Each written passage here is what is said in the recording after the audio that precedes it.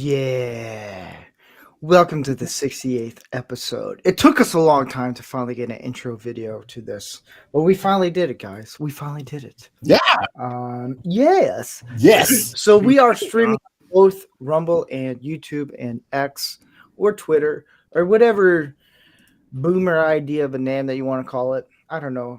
Tweety-bird, come around. Tonight we're gonna. Wait, what?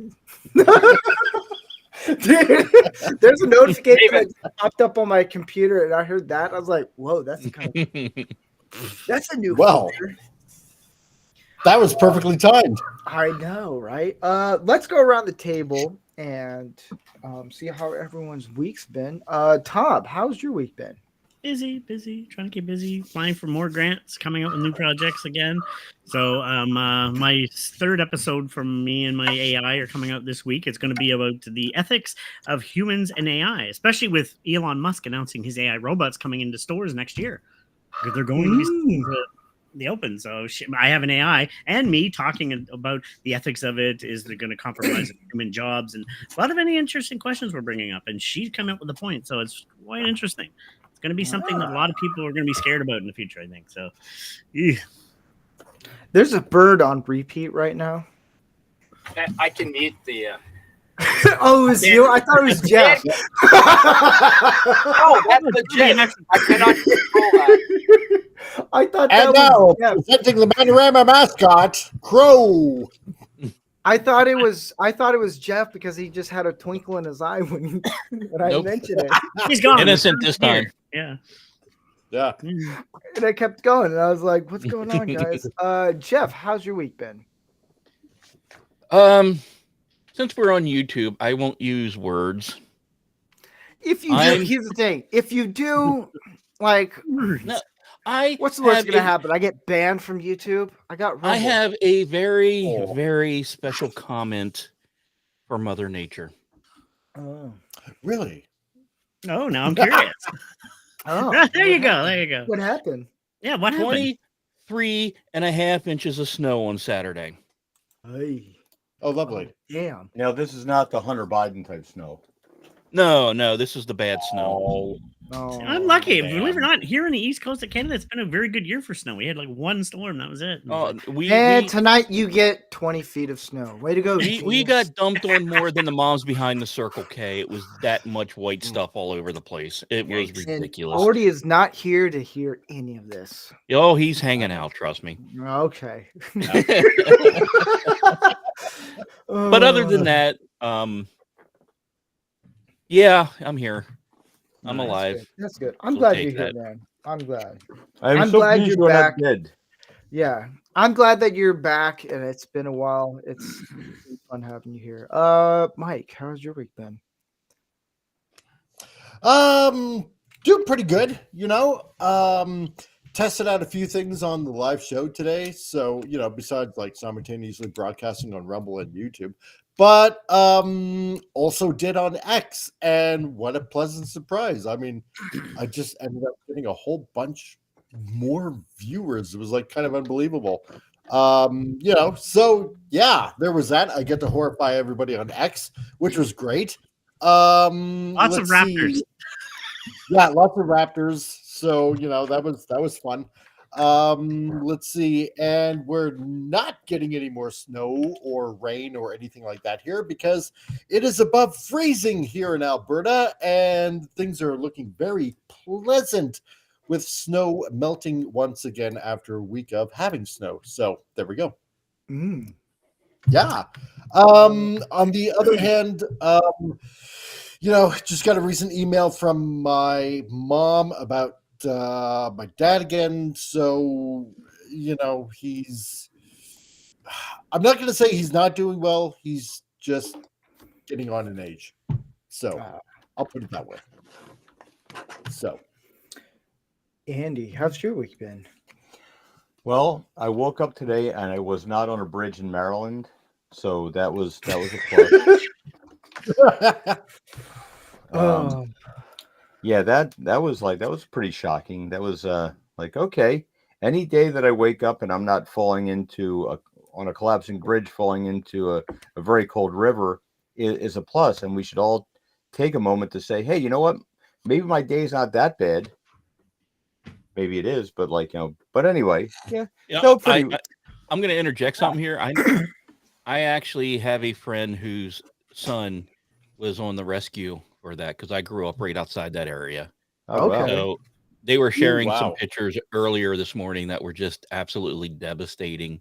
Oh yeah, from the fire department. It was Did they say weird. anything about who was riding the boat? Like, what happened there? Like, did they? There's a power failure. Oh, geez. Yeah, in Indian crew power failure a couple times. Did they try calling the help desk? Well, they couldn't understand them. That's what it was. Yeah. Thank you for calling AT&T. Have you tried switching it on and off all the time? Try that. It usually works. If you've never been in that area, the currents there are absolutely ridiculous and insane, and it can do some really weird shit with boats. I'm surprised they don't have a tugboat rule there, but they may in the future. I think you're going to have reinforcements around all that stuff, and yeah.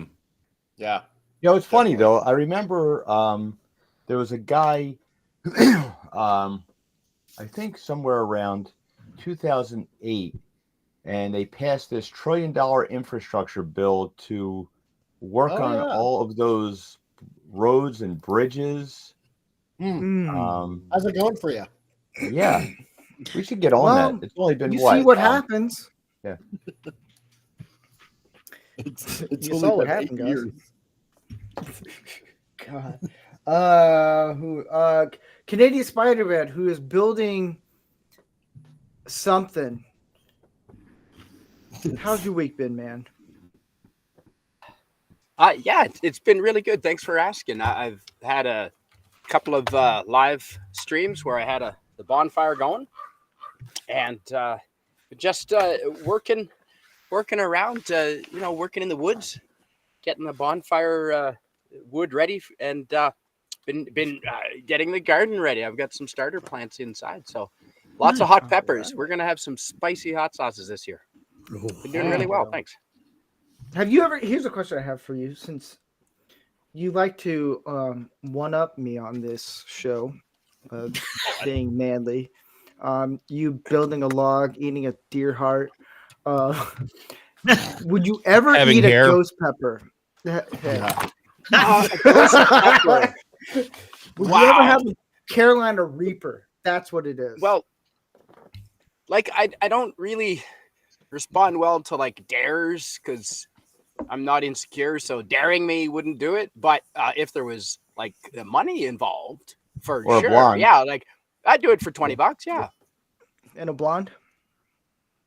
I'll take the $30 instead of the blonde. All right, because we were gonna say, hey, Dylan Mulvaney was gonna be available. Yeah. Does the blonde know how to make a sandwich? That's we don't know that, but we'll get back to you on that. We're not so sure. Does that count? Yeah. Oh, you do have one. The one chip challenge. Yeah, that hurt. That hurt. Oh, damn. Dude, I want one so bad. Yeah, Carolina Reaper mixed with ghost pepper. You know what? I'm gonna have to do this. I'm gonna have to buy everyone one of these and then ship them to you guys. Oh, I ain't doing it no more. I did it in character. Tom, you have no say when you're on my show. If I'm doing it, you doing it. And I will do that live on camera. We can all have a Bud Light to quench down, cool it down and stuff. I don't want an Alpine. Well, now we're real Bud Light.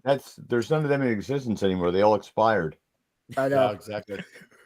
My week has been interesting. I went to my sister-in-law got married, and it was a very rainy wedding, but it was fun. Helped set up and tear down. Ended up having really good scotch after tearing down the wedding. Really good. One was a Kentucky bourbon, and then the other, I forget what the other one was. But it was really good, and I enjoyed it a lot. And all I was from Kentucky. Well, I know that. But this whiskey, I don't know where the nice whiskey was. And there was enough to hand out to 5 guys, and we all had that. And then I ended up, my father-in-law just looked at me. He's like, "Hey, there's more back there." I was like, "Oh, really?" It was a dry wedding, so my brother-in-law and I had some bourbon before the wedding. And we had it's a coping mechanism. Yeah, we had some bourbon in the flasks. We had like 2 full flasks, and we just started drinking. I didn't get totally drunk, just enough to get through the rainy wedding. But it was a nice wedding. My brother-in-law, who's an actual pastor, he gave the gospel at the wedding, which was kind of it threw me off a little bit, but I thought that was kind of cool and stuff. So he told his little testimony. It was a nice little wedding. Right. Awesome. My wife, ever since I got married, I'll say this. My wife has dragged me to a lot of weddings, and some of them are actually pretty cool. And this wedding was actually cool because the wife of a California congressman, he wasn't able to go there, but his wife, who knows my sister-in-law, she was there. And so I talked to them and stuff. And I met him. And I actually had lunch with him a few months ago. And he's very introvert. He's very talkative on camera, but very introvert. And we were just sitting there. We're like... He's like, "So how'd you get here?" I was like, my wife is the sister of who's getting married. He's like, "Oh." I was like, "How'd you get here?" He goes like, "I was told there was food." Like, it was cool. I was like, "You know what? You're cool." And then my brother-in-law was like, "Yeah, he's a Trumper." I was like, "Perfect." So, but yeah, I know, right? He's a salt. Who would think a Californian politician would be a Trumper of all things? But it's a rare breed. Not all California is California. No, if you go Northern California, it's straight up like Trump. Yeah. We need you. But on that note, let me pull up. It's our favorite segment.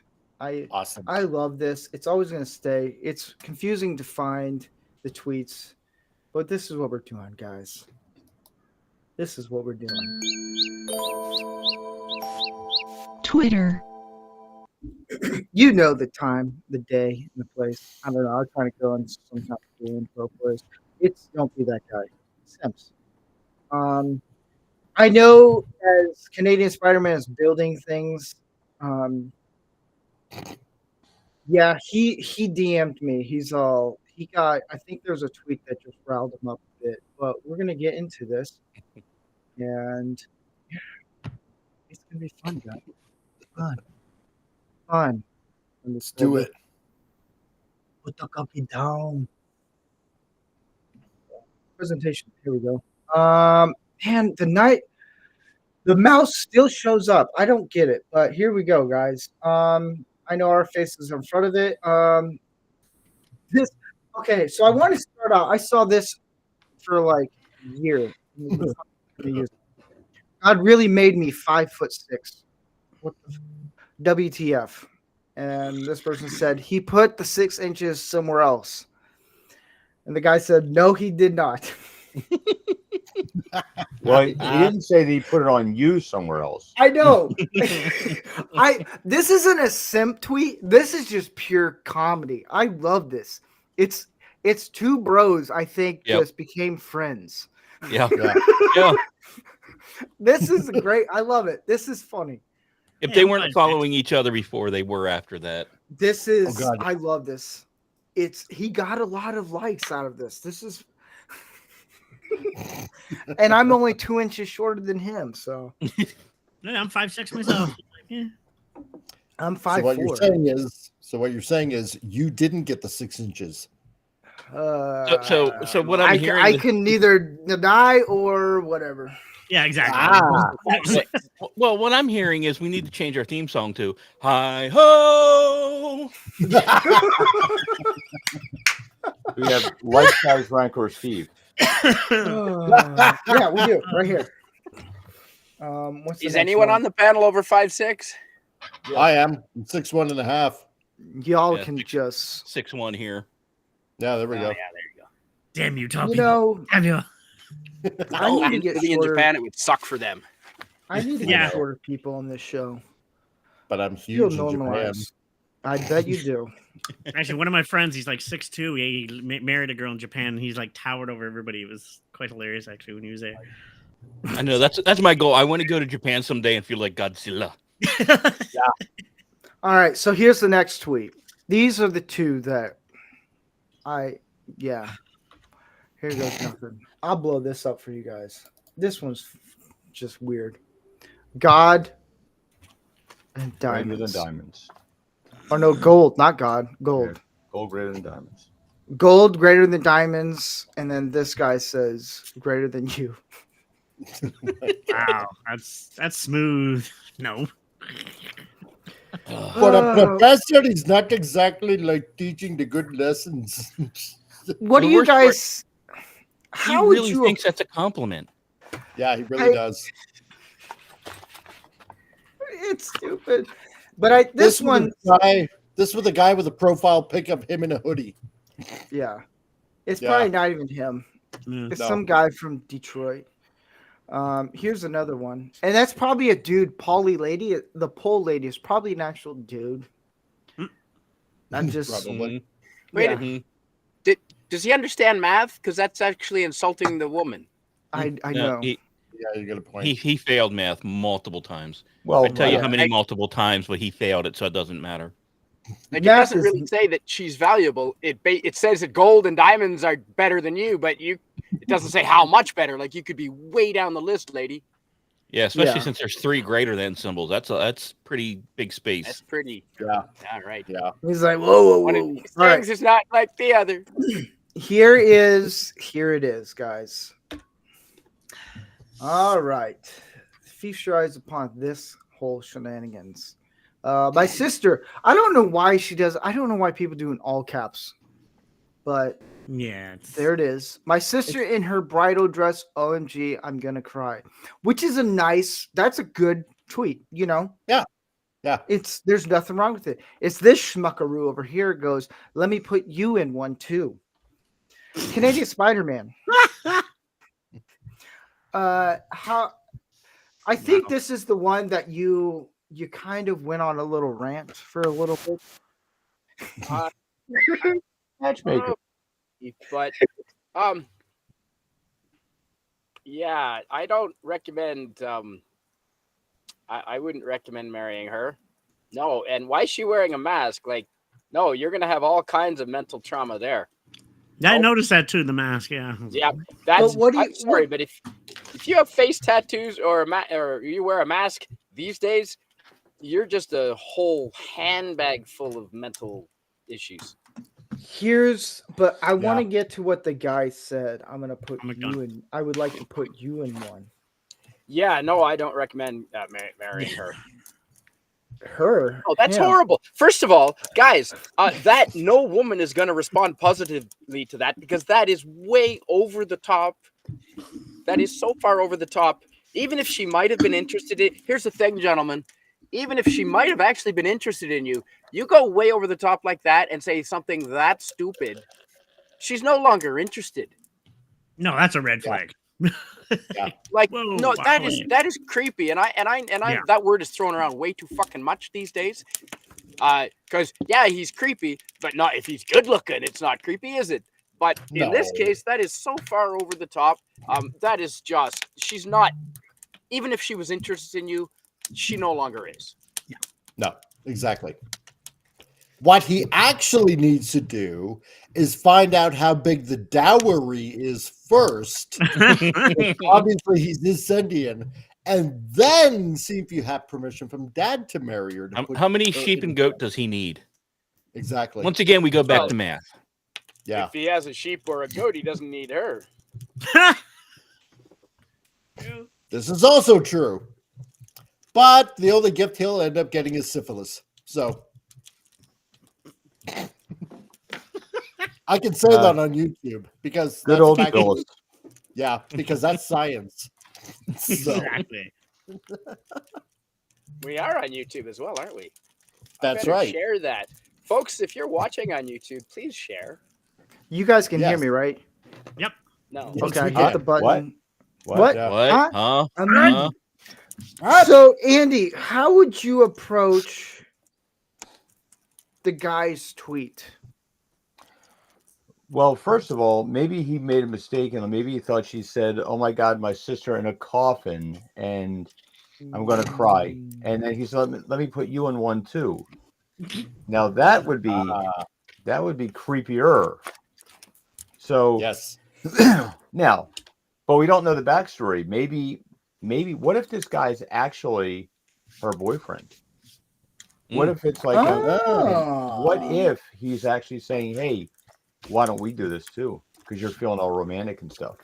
There's Hey, That's fair. Okay, you just outplotted every porn I've ever watched. I'm kind of pissed off. Damn it, foiled again. curse you, Aqua Scum. Yeah. So we did a poll. Yeah, how last about week. that poll? So Well, I mean, we're on YouTube. I can't show my poll. Come on. not that poll, a poll, like a voting poll. You know, Okay. something that liberals don't understand how to do. Yeah. Unlike liberals, I didn't change the voting, the outcome at 4 a.m. or 2 a.m. Right. Sam Elliott won for the who had the better mustache. Here's the thing that no one mentioned, which became a hit. Right. Tom Selleck should have actually won because Sam Elliott has a handlebar mustache. It's not the traditional mustache. There's a key things in that. But you know what? They both all have good mustaches. It's cool. Because I think what Jeff said last week, his voice, that's what made Sam Elliott win. It's because of the voice. And God dang it, you Angels fan. How dare you? But hey, a vote's a vote. I'm gonna go Elon's way. Hey, the outcome is that. So tonight on Not Rancor Steve's poll, not that type of poll, Jeff. Calm down. Sorry. I have one that is I just posted it. I'm doing these for 2 days, or 3 days. It's who is the manliest, Arnold Schwarzenegger or Sylvester Stallone? So vote however you want. I think this is kind of cool. It makes the show a little bit interesting. Yeah. You know, I know who should win. I'm not going to Arnold. say. Exactly. Yep, Arnold. Yeah. Steve, can I throw Yes. my 2 cents in? Yes. Wouldn't it be Wait, cool to include Wait, what's the Sean exchange Connery? rate? What? What's the exchange rate between Canadian and US before you throw your 2 cents? About $1.20. It's They about owe you about 1.2 $20. cents. Yeah. Can I put in my 1.2 $1.20? Yeah. Yeah. So what are we gonna say, Steve? Let's add a third element. I'd like to propose Sean Connery is more of a man than either one of those two. Yeah, but he's dead. Yeah, True. Okay. I'll do a dead one later. Don't worry. Oh, okay. Who's the manliest corpse? Mm. Maybe that should be the Halloween episode. Well, which one's Roger more Yeah. sad? or Sean Connery. Pee Wee. So it's gonna be. Or if we wait long enough, they'll all be even. True. There- Yeah. Wow, that So- was really thought out. That's too hot. If you want, I'll put it up on Twitter or YouTube right now. Also, do a poll here. Yeah, we're on YouTube also. I brought it back on YouTube just for fun. To see how long it takes me to get you demonetized. I Pretty much it. Yeah. yeah. We'll see how that goes. Yeah. It'll go. Not that faster we than- want to influence the masses, but you have to pick the manliest man. Listen, Buttercup. Oh, I can't even do the. Oh, it's not that type of polling. Never mind. This Yeah, is well. stupid. Yeah. Whatever. Pee I'm Wee not gonna. Herman Gilligan. Because it's a yes or no. That's the whole thing. I don't know how this works. Bean or Gilligan. Whatever. If you try to just go- get back on again. So before we get to the rest of the show, just go to not Rancor Steve on X or Twitter, and the voting will be up there. Garrity posted something. He said, Stallone never told me screw your freedom. Yeah, exactly. True. See, there you go. But I'm not going to determine who votes how. You know, I'm not a liberal. No. Hey, we're not all that. So tonight we're talking about desperate. Yes. Something every guy, I think we all can relate to at some point in our time. Yeah. So the first question is, I always like to talk about how we screwed up. We dealt with these same issues. It makes it a little bit more welcoming. So the first question is, when was a time you were desperate? Andy. Oh, we were out driving and, we stopped Taco Bell for lunch. And I was really desperate to find that rest stop. Wow. Well. Talk about pain. No, in all seriousness. Desperation. I don't know that I've ever felt desperate, because desperation means lack of any kind of hope. You're completely hopeless. And you're desperate. There's like no other recourse. And there's always recourses. There's always like if we look at this in terms of relationships, okay, there's this number out there. I think there's like 8 billion people in the world, and half of them are the opposite sex of you. Yes, they are the opposite gender, no matter what people tell you. And so you have lots and lots of choices and possibilities. And when people say I've never found my soulmate, well, you've never left the same 25 square miles. So maybe your soulmate is it's probably you're not gonna find your soulmate living within 5 miles of you. You might have to go out and expand your horizons a bit. Desperation is really the result of lack of creativity, lack of creative thinking. Think outside the box. If you're if you're putting all this effort, we do this a lot on this show with people on Twitter with their don't be that guy and desperate tweets and stuff. What makes you think that those are your only options? There's always more options. There's always another day. There's always another, one day there'll be no more days, but still you have lots of different options. And as long as you're not being some kind of creepy weirdo, saying to somebody I could put you in a coffin and it would be really romantic. It was that one time, Andy. Stop. Yeah, I know. It's but you can't take a joke. It's not your fault. But desperation, really, there's no point in it, because you can always, if your situation isn't optimal, then change your circumstances. And that's the thing that people have to think about. It's you can get dealt a really shitty hand of cards, but you can make something out of it. Even if it's starting a fire with the deck, and being somewhere in the frozen north and eating deer hearts, you can make something of it. Well, hello there, doggy. Hint, hint. Oh, I know. Flippers. Diamonds Jubilee. Oh. Jeff, is there any embarrassing, not embarrassing, desperate? What do you want? My dog's gonna watch. I'm gonna. Oh my gosh, my dog is all I need your attention. We Jeff, finally have something manly in Rancor Steve's panel. Nice. Exactly. Yeah. You can yeah.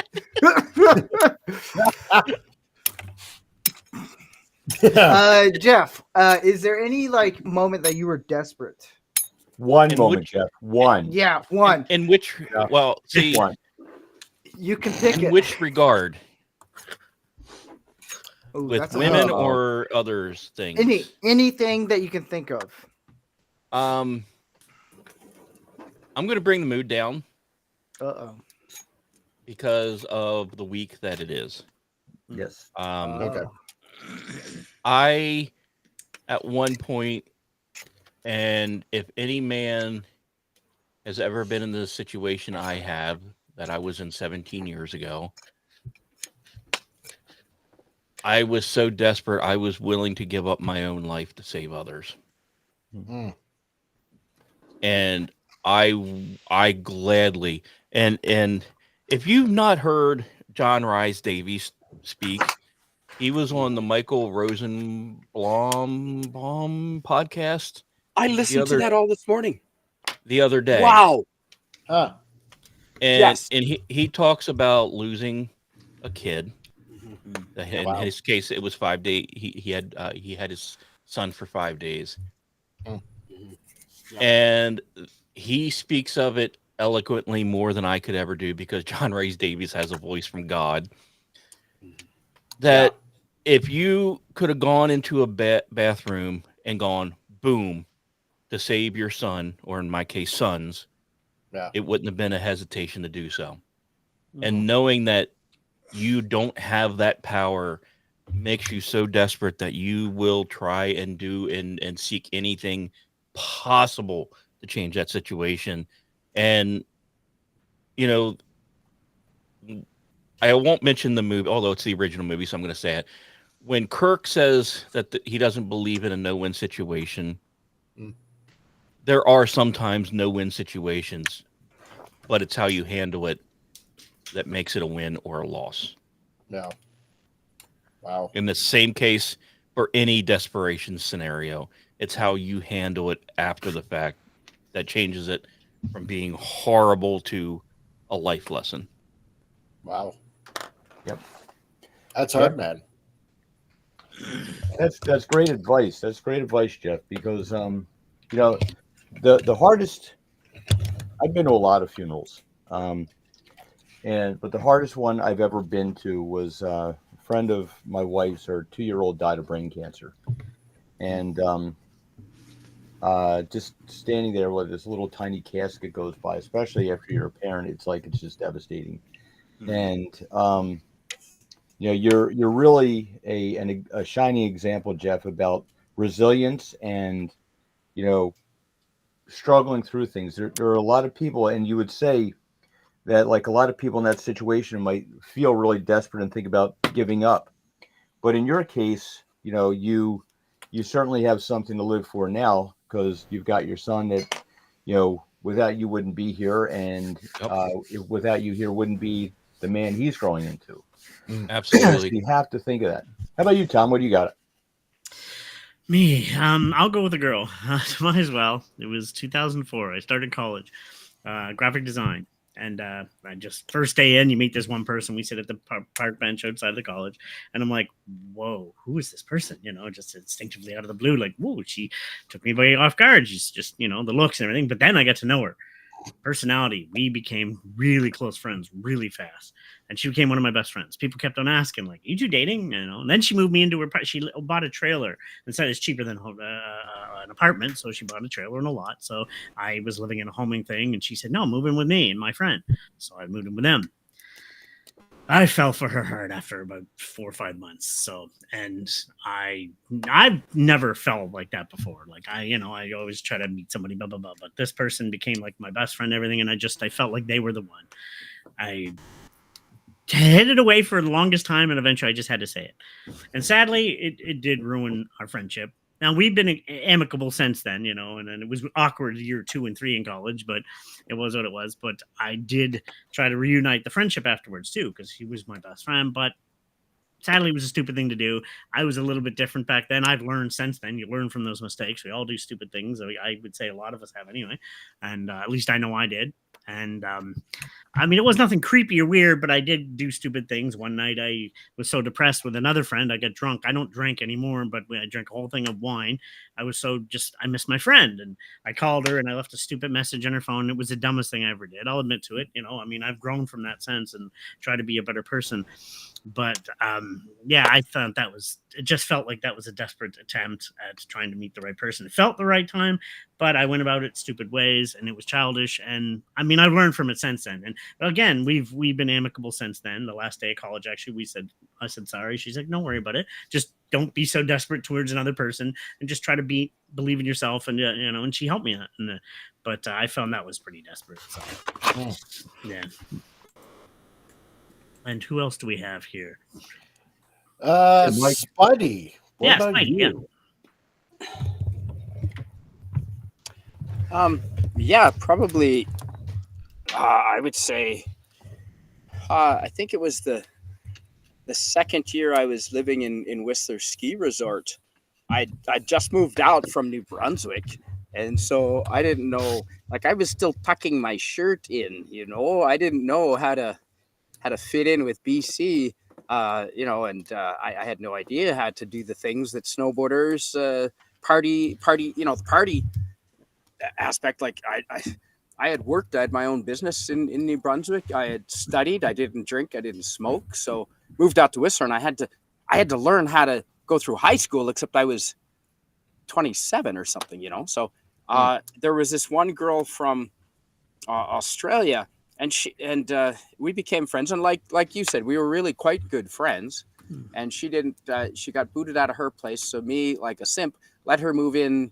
There was like 9 of us, all from Fredericton, actually, including my 2 brothers and sister, who it ended up in the house all separately, independently. It was fantastic. We figured out we got along great in that house, but not back home in New Brunswick. We figured the problem was the parents, not us, because we got along great without them.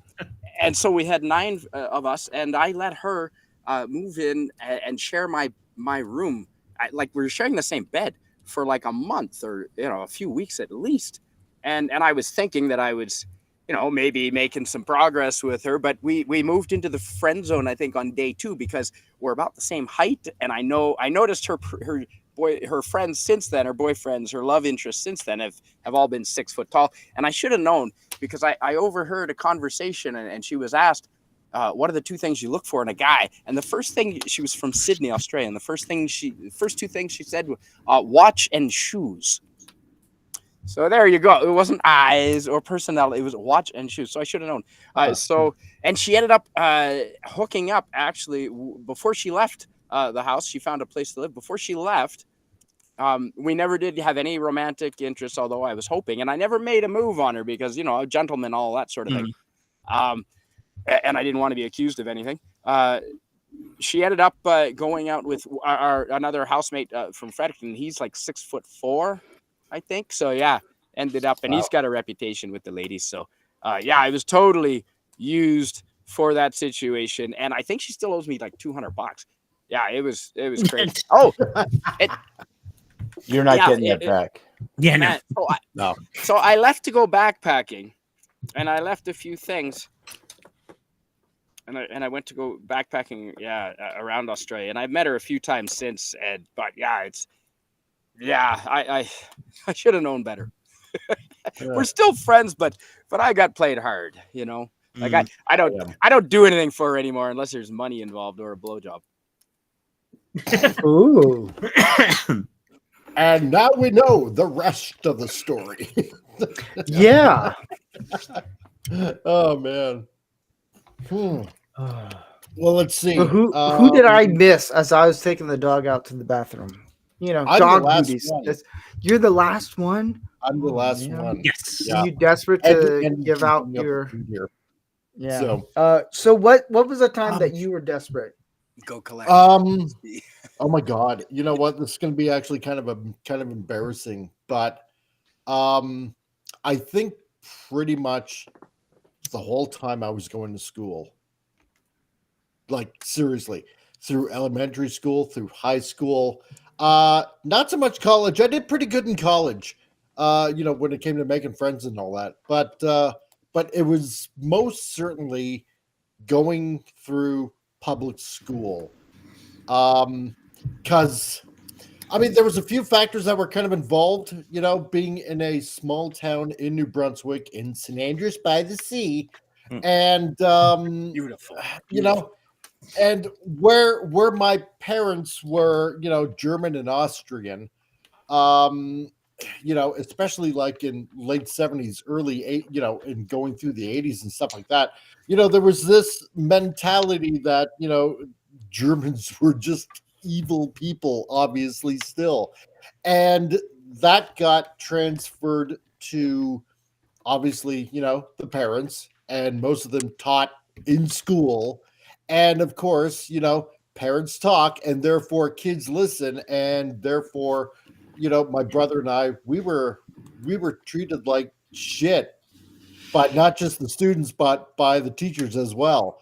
And so, I mean, I tried desperately to just have at least one friend, and any friend that I thought I had, inevitably basically stab me in the back kind of thing. Right. So I really never had friends growing up going through school, and it wasn't until I moved away to, the whole St. John area, where like Tom is and whatnot, that I actually thought, you know what, this is a brand new place. Nobody knows me. I can just start brand new, but yeah, it was pretty rough growing up, So that's pretty much the biggest time in my life where I was really desperate. So, and I know that sounds pathetic, but what are you gonna do? It's, I mean, not pathetic. No. I tend to like to make when we do the same thing, that the topic that we're going to talk about, fun, but it never works out that way, which is fine. It's adapted. I have to adapt to it and stuff. Like, and my film professor said, you know what, you got to be flexible and work with what you got. And I'm like, all right, cool. That's so funny because that's what I told my last actress in the porn film. Really? Look, Dylan, we know you did a porn with Dylan. All right, we all get it. I only filmed it. I didn't do it with him. Right. For me, it would be, dude, whenever Andy pulls that out, you win. Oh, man.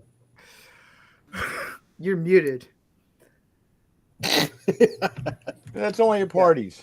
Yeah. But for me, it would, when I was desperate, it was in college. I mean, my mom, bless her soul, she paid for a lot of my college and rooming. But there was a moment where I was doing clothes, washing my clothes in the tub, and I hit rock bottom, and I was desperate. I was like, look, I didn't do anything all crazy in LA, but I was like, look, I will do this type of filming, not porn, but I will work my butt off just to make a few bucks, just so I can wash my clothes. Like, there's a point where it's like when a man isn't able to pay for washing his clothes, man, that's when you don't make that much money, and it's embarrassing. Yeah. There's a point where it's like embarrassing, where you have to ask your roommates, hey, do you have a few bucks so I can wash my clothes? Like, you make way more money than I do. And it's like, that to them, they're like, yeah, I'll help you out. You've not been embarrassed properly, son. But it's like, oh no, I've been embarrassed. But there's a point where it's like washing my clothes. It was like, I want to wash my clothes and just ask my roommates, or asking a friend, like, hey, do you have a few bucks? And it's just one of those things where you're like, I don't want to tell them why. It's to do laundry. And my roommates were like, do you need to do laundry? I was like, yeah. So I had roommates that would just do a month of just, hey, I'll pay for a month of you doing laundry. And it wasn't, nowadays when I do laundry, it's like $40. Like, holy crap. When you're doing it gets, when you're doing like, so like my wife and I, we split up some things. I'll do dishes. She does other chores around the place. But sometimes if I want to get away, I'll just do laundry. And sometimes it's with her stuff. And then I actually have a really funny story with that one. And in my stuff, mine doesn't cost that much, but man, women, they have a lot of shit to clean. But when you're doing bed chores as well? Yeah. Oh, no, I do them all. But there was a moment where I was at a laundromat. Calm down. Hey, I love cutting the grass for half my own. Yeah. There's a moment where I was doing laundry, and I swear this is where my random comedic side comes out. There was a dude doing laundry on the table next to me, and I picked up my wife's underwear. I was like, "Hey, does this match my eyes?" He's all like, "What the fuck?" Looked down. I'm trying, like, I told my wife, she's like, "Are you serious?" It's like I had to have some type of humor on this one because it's weird. Man, her underwear. That's But it's and then Well, watch. She we're watches waiting. This and she, We're waiting. Did they? no. Okay. But it's that walking moment. I around in realize women's now that I'm saying this underwear. out loud that I'm like, maybe I shouldn't have told this because if my wife hears this, she's like, "You mother trucker!" She'll start beating me with like some type of wooden spoon. I'm some like, "Oh things my you god!" don't tell the wife, Steve. Yeah. Well, guess what? We're live, so Yeah.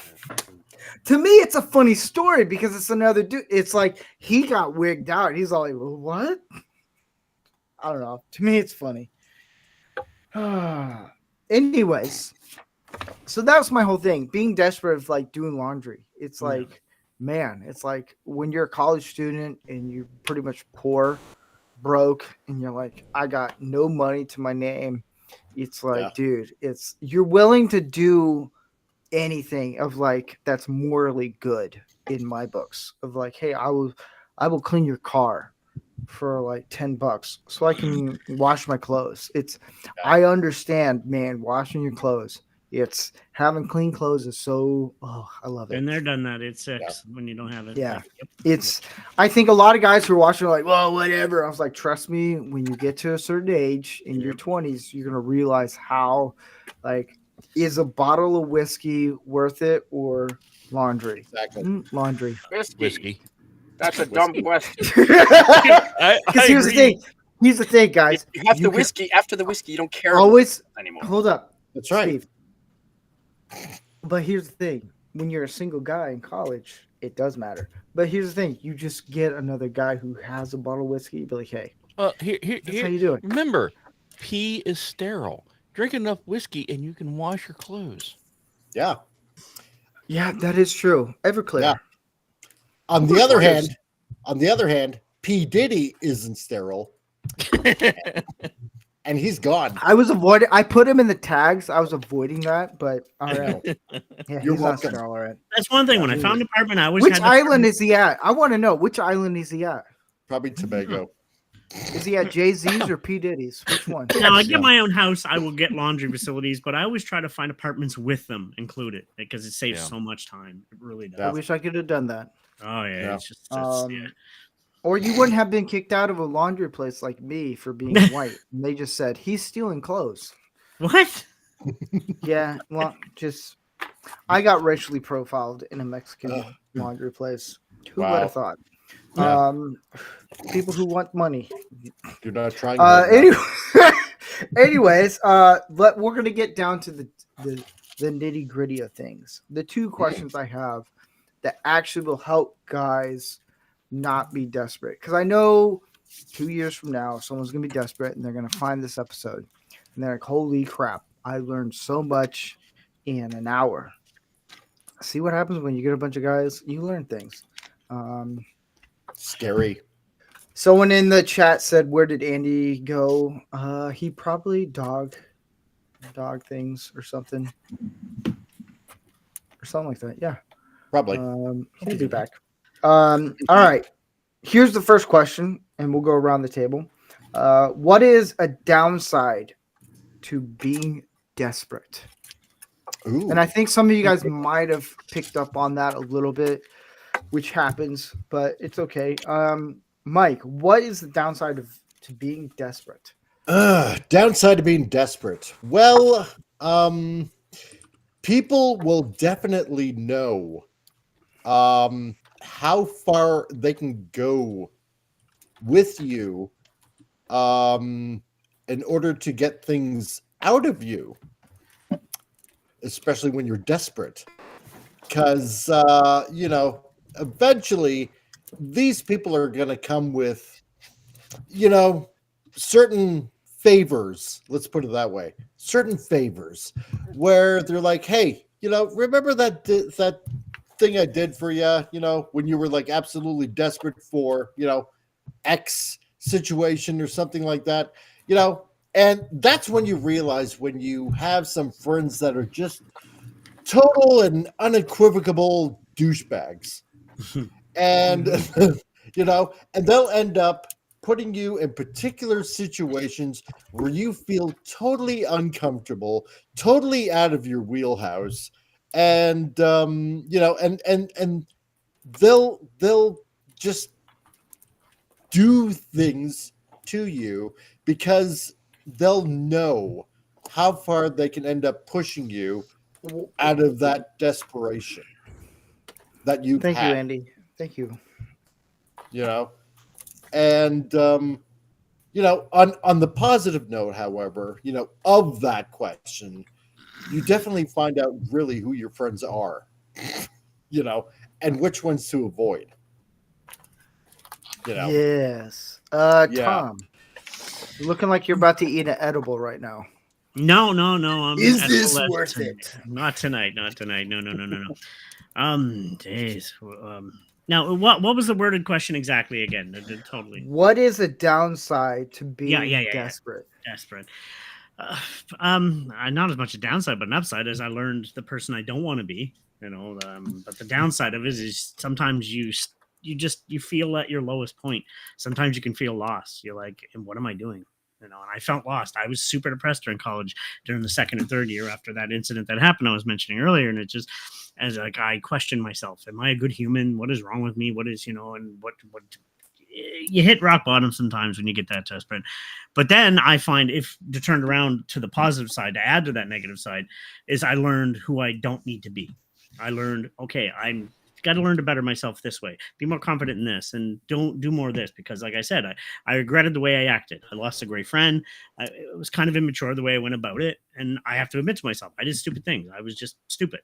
So, and I hit my lowest point. I got really lost, really depressed, and it's just you'll hit your lowest point sometimes when you're that desperate. But then again, on the flip side, I learned who I don't want to be. And I've changed, and I feel I've become a better person. I'm always still working, but I feel I have learned to become a better person from it. So there's a negative and a positive. So yeah. Steve. Sorry, Canadian Spider-Man or Too Queer, whichever one. I think it's pronounced Tuker, right, Andy? I think it was Tuker. All right, Rick Moranis. Yeah. What's everything went frozen right. Oh. Yeah. The question was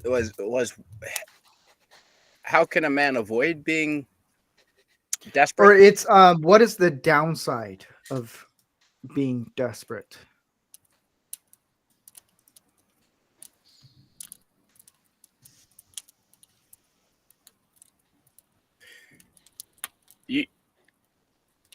You act too quickly. You don't put enough thought into your actions before doing them. Often. You might take chances, or you might choose choices that you might not otherwise do. And if you're desperate, and I'd like to stick to what I was talking about earlier with it as it pertains to ladies and relationships with women, the whole simping aspect. The downside is that from personal experience, you will invest a lot of time and effort, and often you will be wasting your time and effort, and you'll get nothing out of it in the end. The downside of being desperate is that you will pursue in vain after things that you will be taken advantage of. Now, let's be very clear. There is absolutely nothing wrong with doing something nice for someone, be it a girl, be it a woman, be it Dylan Mulvaney. If I would open a door for someone, not because they're a woman, hell no with chivalry. This is equality 2024. I expect her to open a door for me. If I'm, as a normal human adult, it's just polite for another person passing through. Yeah. And so that's not what I'm talking about. I'm talking about not being taken advantage of. And there are people that will take advantage of you, both female and male. But in particular, guys will do.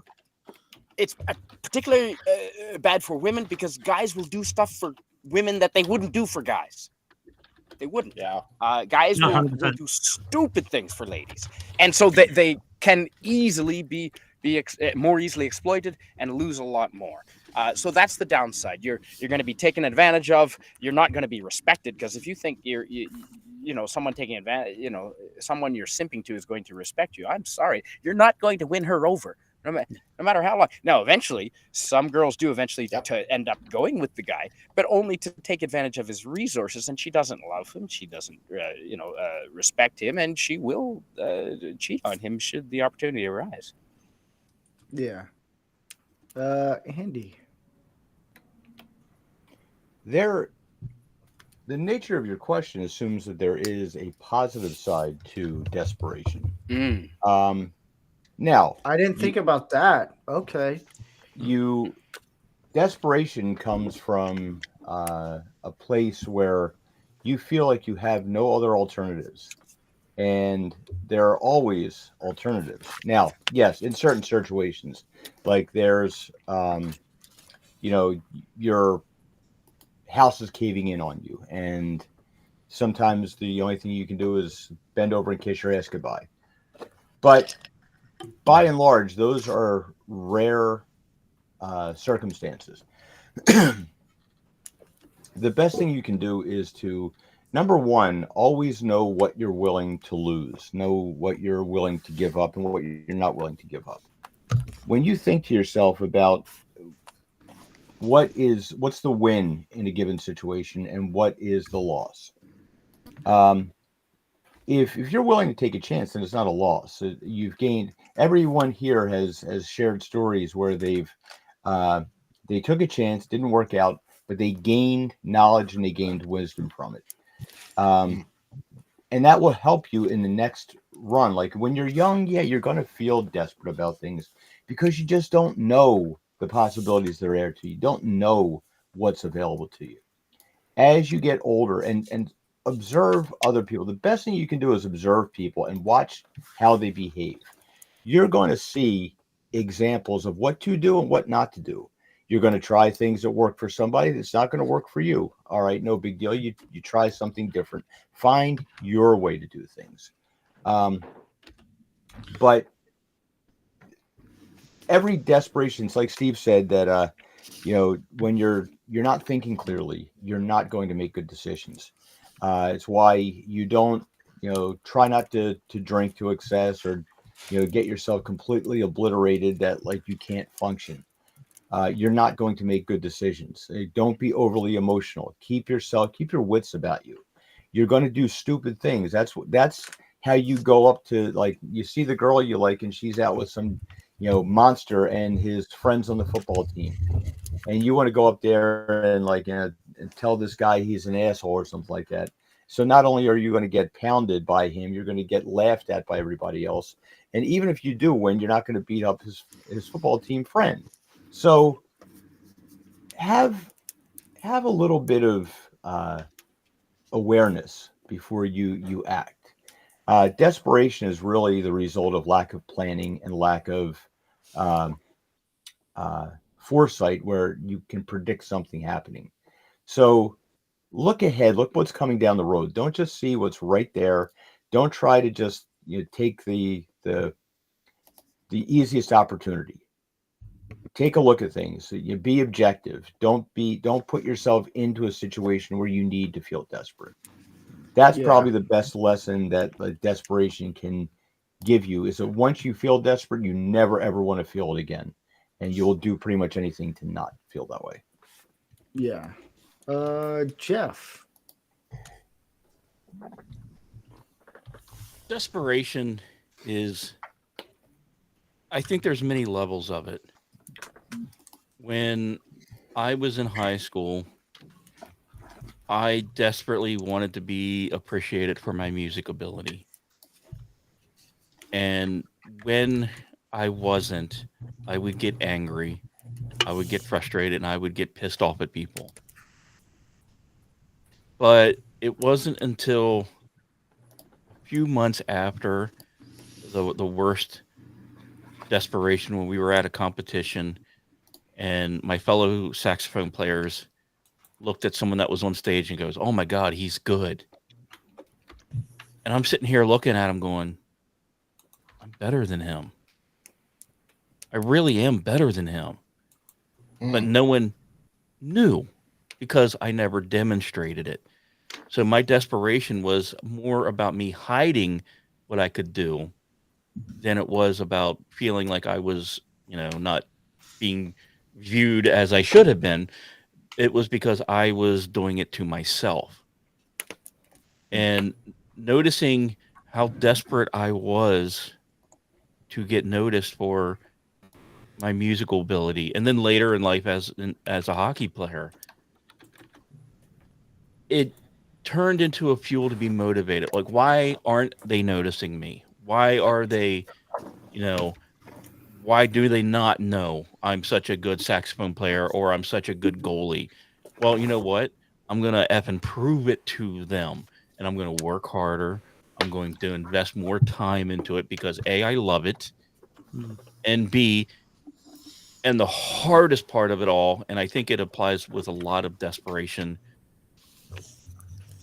is realizing that moment doesn't fucking matter. The greatest lesson I think from desperation is it doesn't fucking matter what they think. If you may think that you're not being appreciated, who cares? Who cares? What do you think? Are you working hard enough to what you want to do to make yourself feel like, okay, I'm where I need to be? And I think that's a lot of what desperation lies in is you want that girl. Okay, what did you do to get her? Did you just dream? Did you just wish? Did you just play all these scenarios in your head that you just thought would magically happen? Or did you work at it? Yep. And the moment you realize that desperation is just a state of you feeling pity on yourself and you can start working on yourself, then all of it just goes away. Yeah. Spot on. Do we cover everyone? Tom? Mike, have you gone? I did. Okay. My brain goes blurred after that. Mike, can I actually jump on his point though quickly? Yes. Can I jump on his point quickly? I had the same feeling with my photography. For years I did it, but I never showed it to anybody. And the family said it was good. It was like, I always questioned my ability. But then I finally entered a contest and I won like a few $1,000 a couple of years ago. I was like, oh, I guess I am good. But I always questioned myself. I was always comparing myself. Like, am I good? Am I good? Am I good? Then I finally put it out there and I won something. So I was like, oh, I guess I am. So, but yeah, like just do it instead of talking about it. I actually did it finally. It took years, but so yeah, no, I go on his point. Like, yeah, just instead of comparing myself, just believe in my own abilities and just do it. So yeah, don't be afraid.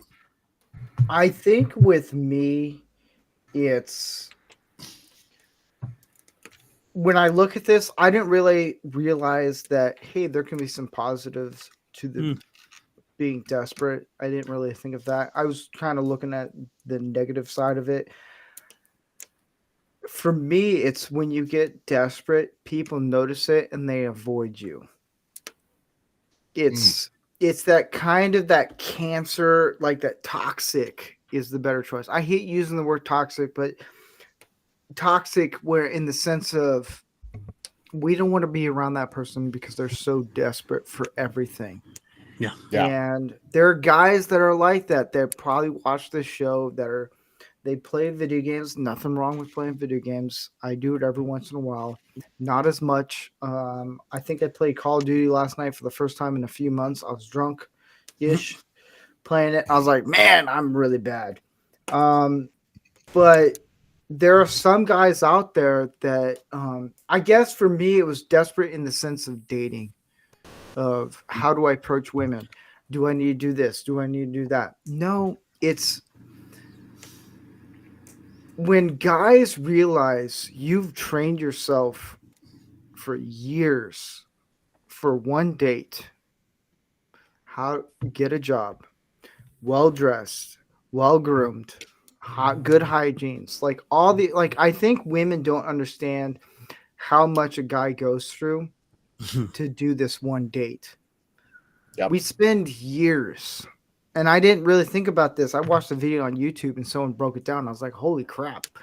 Like I've spent 5 years for this one date and I didn't really think about it. It's when we're younger, especially guys who watch a bunch of pop culture stuff or they play video games or Dungeons and Dragons, which I have nothing against those things at all. I don't. Damn spook. Yeah, hell. But Imagine there's a that. point. But there's a point where there's some guys they haven't clicked. Something hasn't clicked in them yet, and it's because no one's told them. And you don't have to be desperate. I think the downside of it is people are going to ignore you because you become this toxic point where you're like, we don't want him around. It's like when you get the old uncle who's just really old and he's just like at the party, you're like, oh, we'll just invite him. But you're at the same time, you're like, well, do we really want him here? That's the sad part. And sometimes, like for me, I didn't get it until I was much older, well into my 30s, until I realized like, wow, I'm desperate with a lot of things. And when guys just sit back and not think and over the moment guys actually stop, sit down, have another dude that's been through a lot, same things, and just tell them, hey, this and this and this, whatever the situation is, it becomes a lot easier for us to grasp. Like, I don't have to be desperate about anything. There's life things that we struggle with and we become very desperate. That's understandable. Yeah. Like with being broken poor in college, like, man, those are some dark moments where I'm like, I'm gonna work my butt off to get a few bucks so I can eat. In college I was desperate for food. I was just struggling. But that's a little bit different. That's relatable. Every guy can kind of relate as they get older, like, hey, I've been there. It's when it comes down to like dating or being social, it's okay to feel desperate, but you don't have to make it obvious. Or it's the better way of saying it is life is going to be okay. Just meet with other guys, older guys. For me, I like to meet, like for me, I have Mike, who I talk to almost daily. I probably talk his ear off a lot. Andy and Gary. Those are the three guys who are way older than me. Yeah, Dylan too. We can't forget about him. He is out. But the best I can say is try to find guys that been through some similar situation. Like all the guys who've been on the past shows, even from the beginning to now, I can go to them and just be like, hey, I'm struggling with this, and I can get something out of it. I can go to Andy and be like, hey, I'm dealing with this, like, and that's the best advice I can give for guys who deal with being desperate about something. And it's always has to do with, I would say 70% of the time, it always has to do with something with a woman. Of like, how do I approach this? How do I do this? And it's like, it's a lot easier for us because we've been through that. But sometimes if there's a guy that comes to us, we kind of have to set ourselves, our experience to the side a little bit and just be relatable. We're like, hey, what the hell are you cooking now? That's part of it. My buddy's, he has a cow farm, so that's part of a cow heart. That's the lower part. That's a lower you in the hearts, dude. It's every show live. You ate a deer heart, and now you're gonna have that's a big ass heart for a cow. That's just one chamber. You should have seen the size of the thing. That's just one, and the liver wouldn't fit on the screen. It was massive. Give yourself vitamin A poisoning with that. Meow meow. Yeah. JCVM said that's gross. I want to eat some of that. Actually, it looks good, I think. Yeah. I know it does. I actually did. I cooked skirt steak right before the show started. Oh, so good. Nice. I never cooked it, and my wife's like, I "You can cook it afford really steak. quick," and I was like, "All right." I can afford heart. But Nice. here is Hopefully you the got next question towards that will Thoughts and for liver. guys. I guess this question is more how guys can help, or how men, us men can help guys with other guys dealing with being desperate. Andy, how can we help guys not be desperate? One thing is being honest. If you have a friend and they're going through something, like, share your own stories. Like, let them know that they're not alone. Let them know that, like, that there's nothing in human experience that somebody hasn't experienced before. And just that feeling of having somebody that can relate to what you're going through will be a big help. Second, try to get some perspective on things. Try to get it so, like, that you are really looking not how things seem at the moment. Like, when you're in the heat of something, like when you're young and you see some girl and you're like head over heels, you're not going to be able to think objectively. But if you can keep it in mind that you're trying to be objective, at least you're looking, that you know that you have to do that. Just that awareness will help you be a little bit smarter. It's like, we can learn from things even when we're young. It's like that's what sports are about, right? It's like being able to perform under pressure and know what you have to do.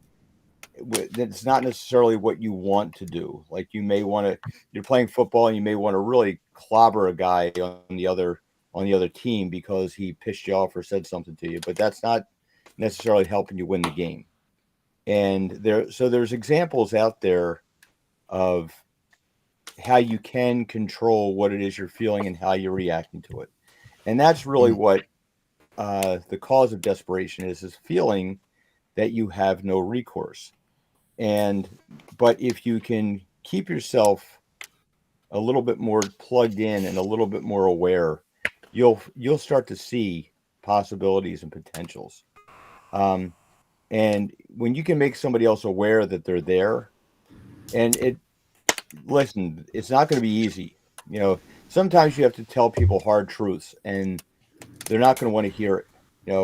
You tell somebody that, like, this girl that they're dating is not going to be good for them, and they don't want to hear it. They want to sit there. That's why you have all these people out there. You think that we're the only ones that turn on Twitter and say about these guys that are doing this whole simp thing?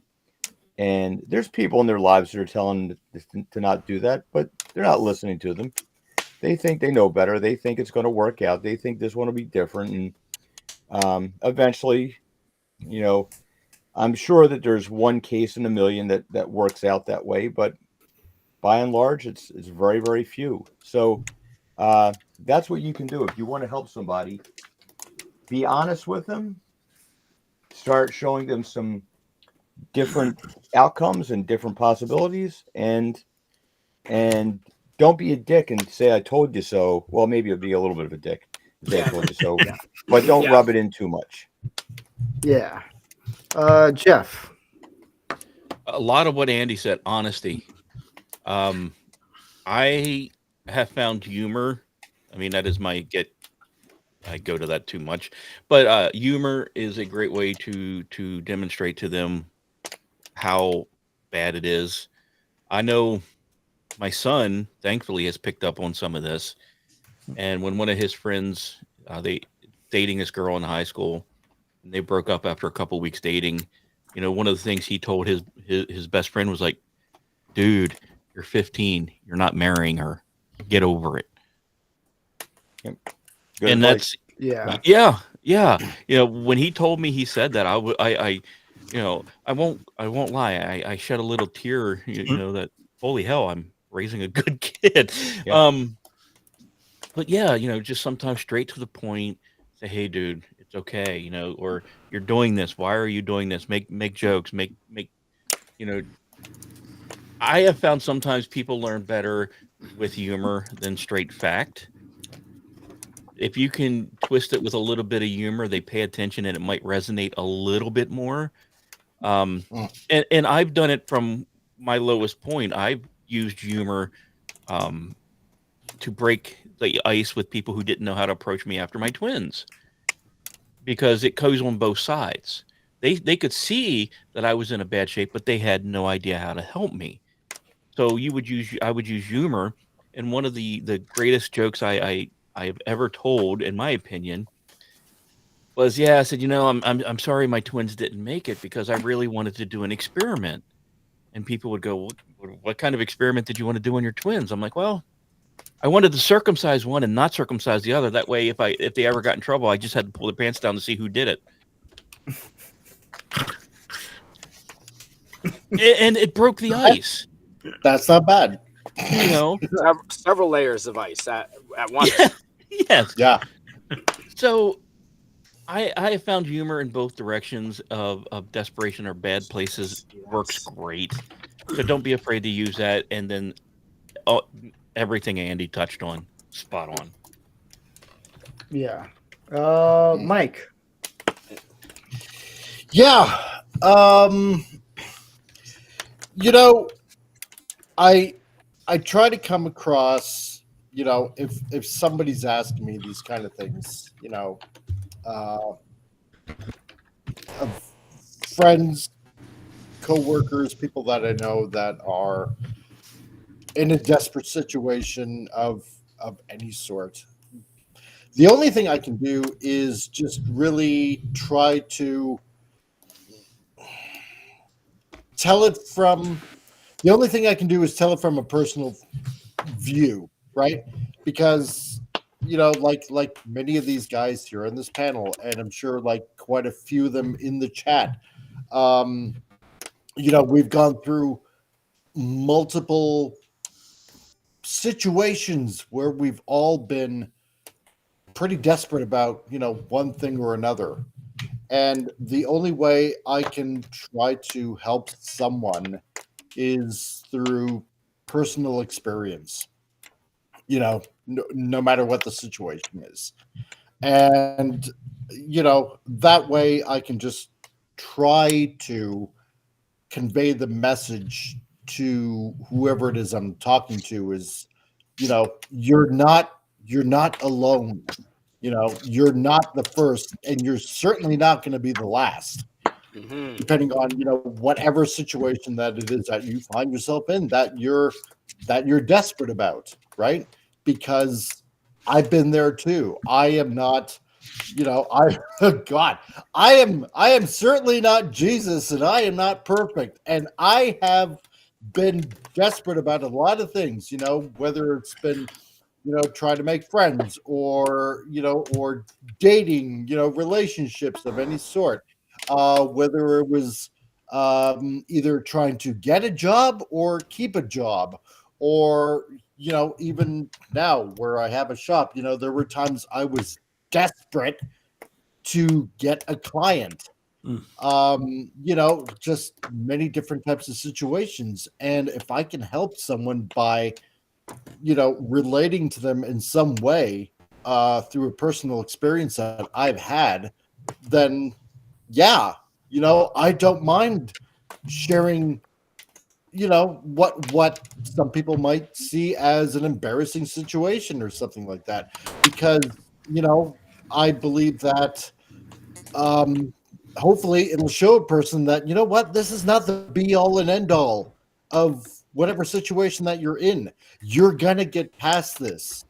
Here's how I did it. I'm not telling you to do the exact same thing that I did, because it might not work out for you the same way, but here's a possibility of how it might help you.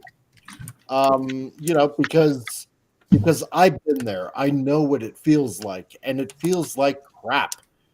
To be in any particular situation like that, where you are absolutely desperate and you think that there's no way out whatsoever, And I just want to tell the people out there, those of you that are watching on X or watching on YouTube or watching on Twitter, you know what?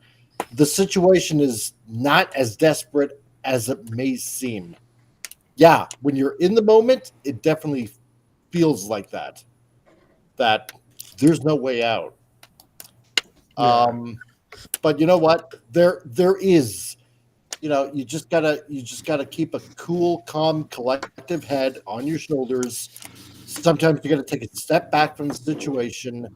You just gotta take a deep breath, and and if you can, try to come at it from a different angle. If you can, there are people out there, friends that maybe coworkers that there's got to be somebody that you can talk to, that you can say, hey man, I got this going on. I don't know where else to turn to. I'm desperate to talk to somebody about this. And there are people out there that will listen. And hopefully they're good enough friends of yours that hopefully will offer sage advice, Like I've told lots of people, especially when it comes to family or something like that. I don't care what time it is. Could be early in the morning. If there's something wrong, call me and I'll try to help you if I can. And that's what you got to do. You just got to be a friend. Yeah. And you got to listen. Canadian Spider-Man. Toe queer. Yes. I'm taking that joke, Andy. I remember we gave Canadian Spider-Man Toker, and all I can think was too queer, and Andy beat it to me, and I was like, "Damn it!" Andy did what to you? He said too queer. He beat me to the joke. Like my fellow New Brunswicker was saying. Actually, we got a lot of New Brunswick on this panel tonight. Yep. Yeah. And I just shared it with my real Facebook, like my actual real Facebook friends too. So there might be a whole lot of New Brunswick people in here. We'll see. Yeah, like Mike was saying, pull the guy aside, find a space where maybe just pull him aside and just remind him what would Brian Boitano do in a situation. Yeah. No, that's right. That's the important. No, seriously, what Mike did say was, you're not the first person. Remind them that you're not the first person to go through this. Remind them that you're not alone. Like dudes have been facing this since the invention of language. Caveman. There are cave drawings and of cavemen frustrated with cave women. I swear to God, I took archaeology. I've seen it, and just remind them that there are other guys out there that have been through it, and it doesn't have to be all like touchy-feely emotional talk. Just tell them about your experiences and humor. Again, humor is the way to do it. Absolutely, as with most subject with guys, we don't want to talk about our emotions. We're not women, so we absolutely can effectively use humor and tell them about and be honest about your own personal experiences. Again, great advice. I really can't add anything to what these gentlemen have said. Yeah. Tom. Yeah. No. Jumping on Andy and Jeff's point, the humor and honesty, I believe in both of those are important if you're trying to help somebody else. But I'm going to go a little bit of dark here, if I may, for a sec. So I'll share now that desperate thing with the girl in college, that was big for me. But there was another point where I hit even lower, and I don't share it too much. But you know what? If it can help somebody in the audience, I don't mind. The last few years, I'm struggling. I'm diabetic. I had issues with blood leaking in my eyes, and being a photographer, that's horrible. I mean, it's kind of hindered, but luckily, it's kind of gone away for the most part. I got to get needles in the eyes and But I just was having my career started. I had some jobs set up, weddings and a few other things, and I had to lose everything when this happened. So I hit low, very desperate, to the point where I didn't want to be, and I did attempt something. And do I regret it? Yes. but I've had people help me. And I worked at a suicide hotline myself many years ago, and I've worked and helped other people. So it's basically, I've been at the lowest of lows, and to me, I have enough experience, I guess, on both sides that I've sit down with some people and I've been able to help a few other people. And they said that they've told me, and that really hits your heart when you're like, wow, I'm glad I could help you feel that way and stuff. So it's basically, like I said, the humor, that's very important. I believe humor is a very big thing because that's the way I've always like, especially with your best friends. You consult your friends and be humorous, but still say, listen, you got this. We all make mistakes. We all do this. It's realizing how low you can go, but hey, you're still with us. Then that means it's nothing but up from here. And the honesty, the thing with Andy, that was the most important. Is just be blunt and honest with them. I mean, be tactful, of course. You don't say, hey, but be tactful about it. But honesty is always the number one in my book. And being honest, just tell them the truth. Like, it's not easy. Sometimes it may be hard to get, to go past that desperation and try to better yourself. But eventually we all learn from it. And I feel like I've become a better person from the mistakes I've made. And I'm still learning. I'm 51 and I'm still learning to this day. You're never going to stop learning until you're in a grave. And that's what I tell them. Hey, you're always going to be learning new lessons in life. Just take what you've learned and try to realize what the mistakes you made and become a better you tomorrow. Yeah. That's good advice, Tom, especially like when you're willing to go out there and tell people like you were in such a point where you felt that desperate. But it's almost like there's when the average person says to you, look, whatever you do, don't do something rash. Don't take it to an extreme. The first thing that they're going to say is like, well, it's easier for you to say you've never been that low. But when somebody like you're saying comes from a position where you've been that low, and you can say with authority to someone else who is at that same point, and you can say to them, hey, look, it will get better. I know it will get better, or at least it might get better. If you're going to make a final decision, then it'll never get any better from that point. But at least you have the possibility that it might get better, especially if you guide it a little bit. And when you have a friend that's willing to be honest with you and talk about like those places that they've found themselves at, and when you're in the depths of something that severe and that painful, and you can still find a way back, that's when somebody will say, hey, you know what? Maybe there's hope for me too. Mm-hmm. Yeah. Yeah. This question really hits home with me. It's because I see on X or Twitter, whatever you want to call it, Facebook, not so much Facebook because I've distanced myself from it, but even outside coffee shops. If you go to coffee shops, you see the guys who are desperate. And women, I know women can relate to this a lot, but for men, it's like I said, find someone who relate. Like the six of us can relate to a lot of what guys go through in life. Yeah. And like Tom nailed it, man. It's Jesus, man. We can end the show just straight what he just said. But I think if guys understood, hey, let me find a mentor. And I know with guys, mentors, they think therapy and all that stuff. I'm not a big therapy fan, but if you find a mentor, I have a couple that I can just go to and I meet up quarterly, once in a while, just to say, hey, this is what's going on. A mentor is great. They help you get out of that whole thing. Because I think desperation, it holds you back from the potential that what you can be.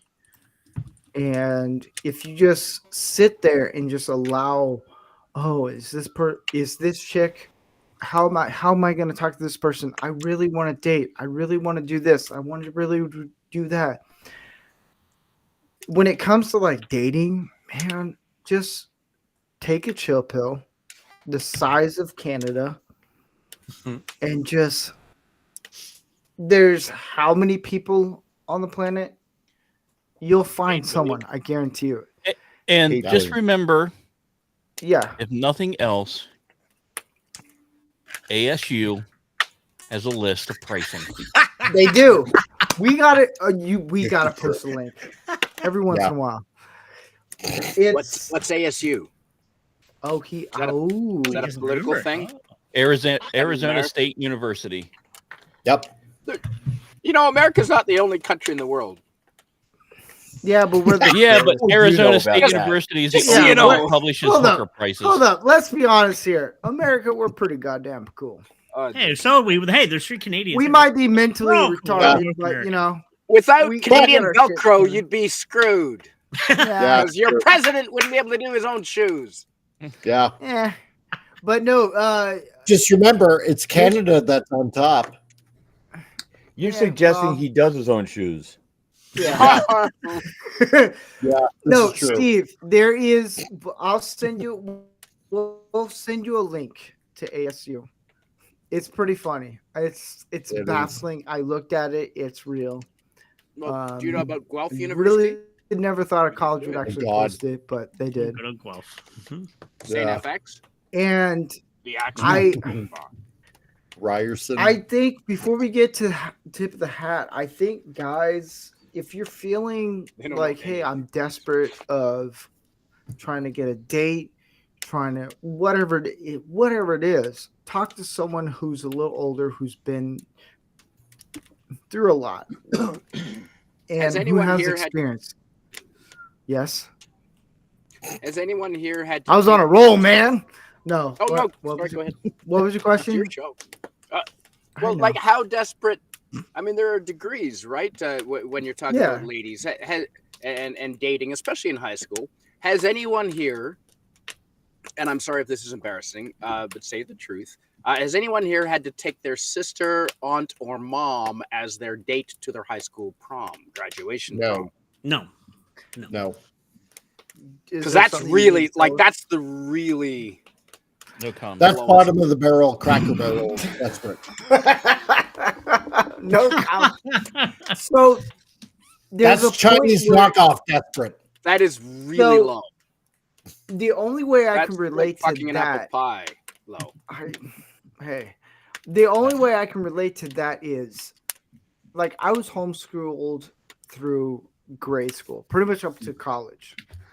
I never went to prom. I went to homecoming, and I got pretty much the cold shoulder, and I was on my own. And I realized, wow, in high school, women are ruthless, and not all women, just some. Yeah. And prom, I just after homecoming, I realized, I don't want to deal with prom. Like, no one, I look like a weird ass nerd. Like, I'm building computers, I'm doing all these weird things. Like, okay, no one's gonna ask me. So I didn't have that. But being homeschooled, I kind of get where Steve's coming at, where you're like, hey, but it's like homeschooled. You're at your house. And I want to go on You're gonna be record. homecoming for I never asked my not- older sister to the prom because she's your gay. aunt. I never Right. asked my younger sister because she was 10 years old. She would have been 7 or 8 when I was in prom. I may have asked my cousin out on a date, but in fairness, I did not know she was my cousin at the time. And it's New Oh. Brunswick, and that shit is legal in New Brunswick. It's legit. true. Wait, what? Yeah. I live here still, and what are you talking about? Really? Oh my god. Yeah. Ridge Mountains. West Yeah, Hey, I legit. we all have approached- that one cousin. I legit no, approached no. my cousin at a music store. Camelot Music was the name of the place. Mm. And we were talking and hitting it off tremendously well. I said, hey, how would you like to go out on a date next weekend? And she goes, I can't. I have a family reunion. And then I went, I do too. And then we saw each other at the family reunion. Oh God. Wow. All right, so you want to hear the Okay, So that I'm glad you mentioned that. Hey, I lived So- on the Potomac, but I lived on the Maryland side of the Potomac, not the West Virginian, okay? There we go. Okay. Good enough. So Good enough. when I lived in Nebraska at my church, I met this chick. And I found her very attractive. I was like, hey, you're attractive. Turns out she's like the 6th removed family cousin, like far down there. And I was like, whoa, this is a little too redneckish for me. And my grandmother at the time, she told me the whole entire story, like for 2 hours, the family tree. And I was like, I don't really want to date this. Like, what's going on? Like, so Jeff, in shortness, I kind of relate. I mean, Yeah. I see what you did there. I have a funny story with that. Please. One time, Thank God all my cousins live in Germany. Your aunt. They're unattainable. one time I was at work and my buddy Joe was there, and he was kind of fed up with like the girls he'd been dating, and because they're driving him crazy and stuff. And he says to me, what the hell is it with these girls? Why can't I just find a nice normal girl, but hot, like, you know, like, and he picks up this ski brochure and he says like this girl here, like, find out her name for me, find out where she's at. And I said, her name is Denise. Like, how do you know that? He says, she's my cousin. What are you talking about? Yeah, she's a model. She's been like all over the world. Like, you know, can you call her up for me? It's like, I haven't seen her since the last funeral. Like, next time somebody croaks, I'll give you a yell. Yeah, there you go. Dating made easy. Oh That's it. God. Is it okay to pick up ladies at funerals? Is that legit? Is that a As thing? long as I they're don't know. breathing. I've never really tried it. On that note, guys. On that note. Yeah.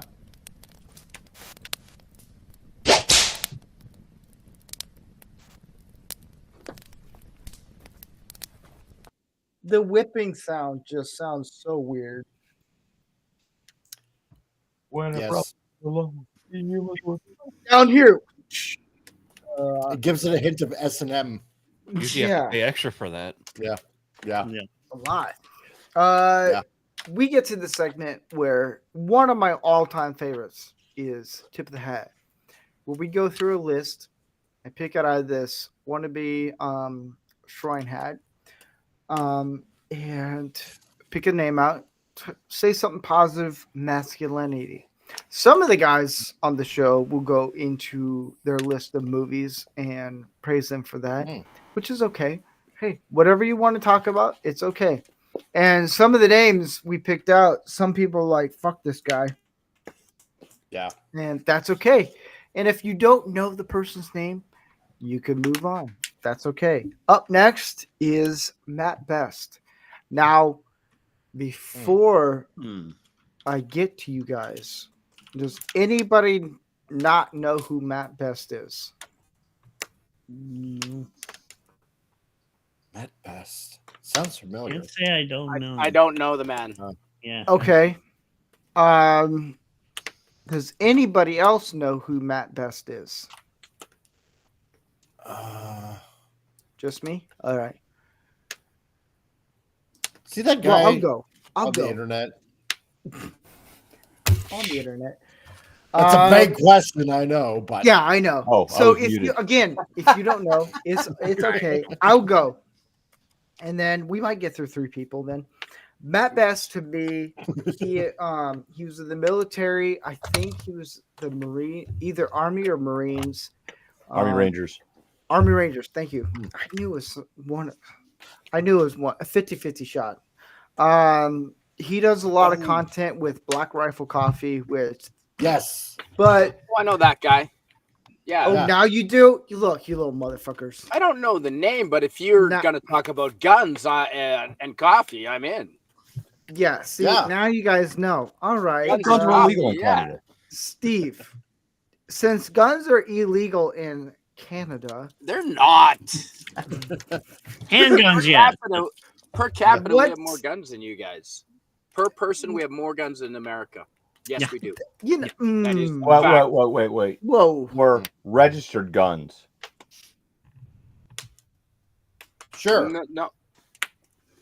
Just in general. Sure. 'cause We have a lot of firearms up here, but they're shotguns and What do you, not Rifles, hunting rifles. sevens. Yeah. Steve? they're You're actual- gonna lose this one real fast. So they're pussy Chinese weapons. try, it's a Mexican miss.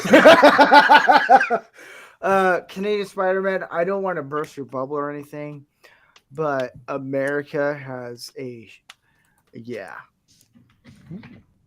It's why Japan never wanted to invade. Yeah, but America. Canada has a lot less people. They have a lot Yeah, of we guns and a only lot have less people. True. 38 They have a million lot of people. pussies. No, they have a lot of pussies in government. And- That's Yes. big talk from a 100%. country whose White House was burned down twice. But rebuild it. War 1912.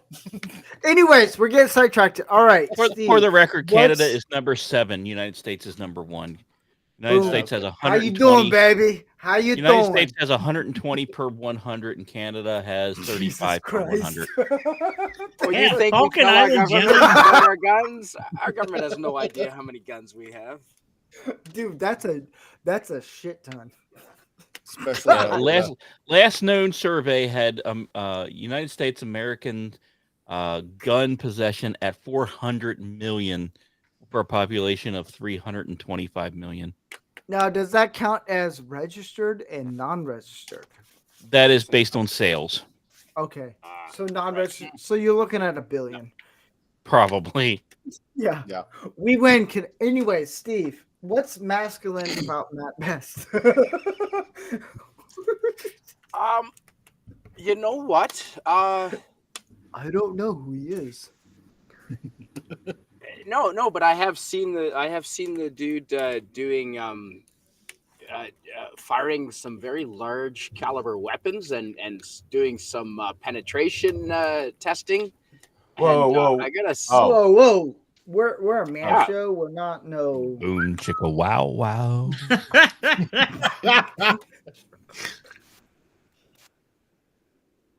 Continue. And he is the type of man that's not all. I mean, he's a man's man, obviously, but he's not macho to the point where he blows off safety. He's very, very keen on safety when handling the firearms and all of that, and so I would say that he's not he's not too showboaty, trying to do the bravado macho thing. He's smart enough and wise enough, and that is that's a masculine trait that I think we need to see a lot more of these days. He's wise enough to know that there are times to be funny and smartass, but when you're dealing with gun safety, that is not the time. And that is a masculine trait that I admire about him. And that's all I can say because I've only seen a few of the penetration videos.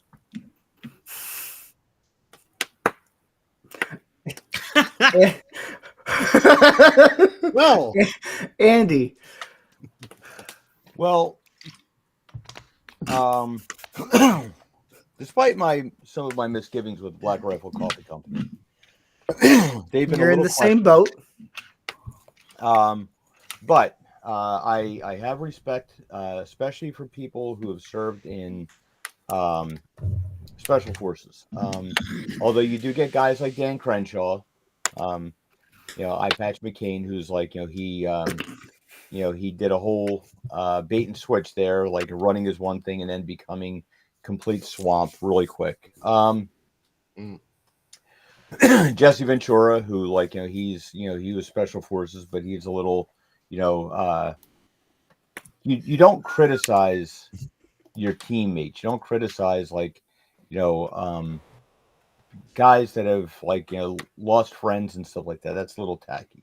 However, now Matt Best, his satire and his humor are fabulous. He's witty and an entrepreneur, so I'll give him credit for that. There's some good traits you can get. Nobody's perfect. I don't necessarily support the company. It's I would say they're kind of like a 50-50. They're not they're not like dirt bags, but they're not the heroes that at first people kind of thought they were. But in reality, most of us kind of fall in the middle anyway. So Yeah, I will say this. Fat Steven Seagal gave a $5 rant. By chick, Fat he Steven Seagal. means a blow up purple Barney dinosaur doll. Hey, look, Fat Steven Yeah. Seagal. It was This $4 was on something- Temu. Don't Hey, yell look. at me. Yeah. It was $3 at the Dollar Tree. I told you in secrecy. Wait. You found a special? Yeah. I paid $4. Midnight, You midnight paid special. for it? I had a machine that rotated. So you know, and then he also said comic relief turn. What are you talking about? What phone?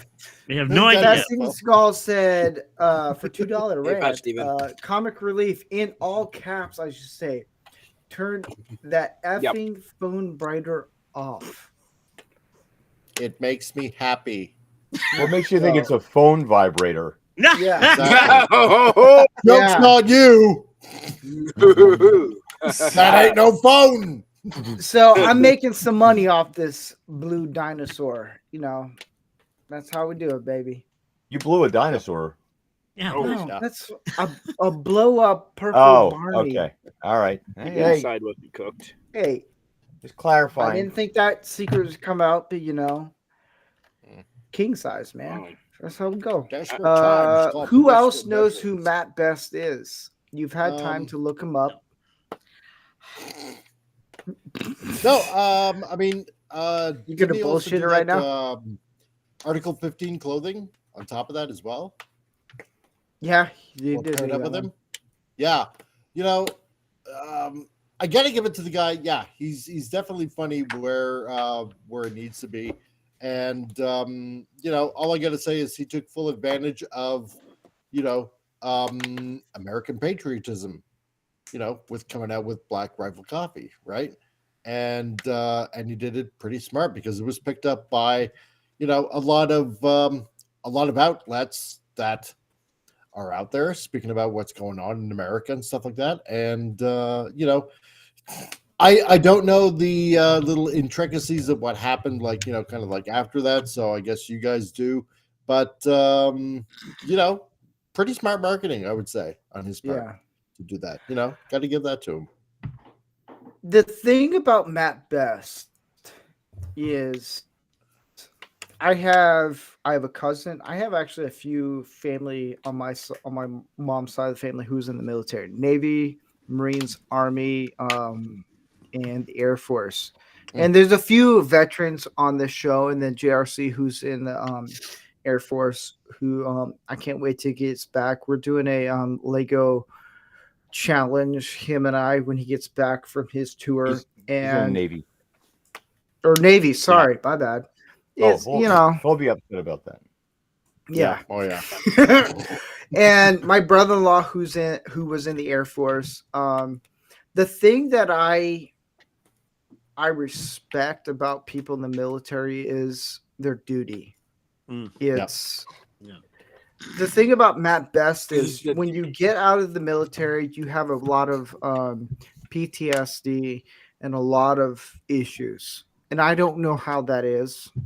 That's a lot of, you've seen war. I've never seen war.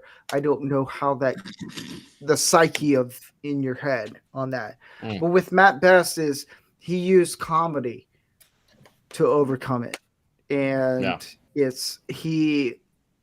with Black Rifle Coffee, I'm putting that to a side. There are a lot of issues there. But with Matt Best, he brings comedy to things. And when a lot of men deal with a lot of things, comedy is the thing that gets us out of a lot of things. If I'm depressed, either I'm watching Rocky, Rambo, or I'm watching Tropic Thunder, Blazing Saddles. Like, I want to laugh. I want to overcome some things. I want to laugh. I like dark humor in those senses. And with him, I remember I looked at it when I first saw him, I was like, dude, this guy's loaded with tattoos. And I'm thinking, I can get a leg sleeve.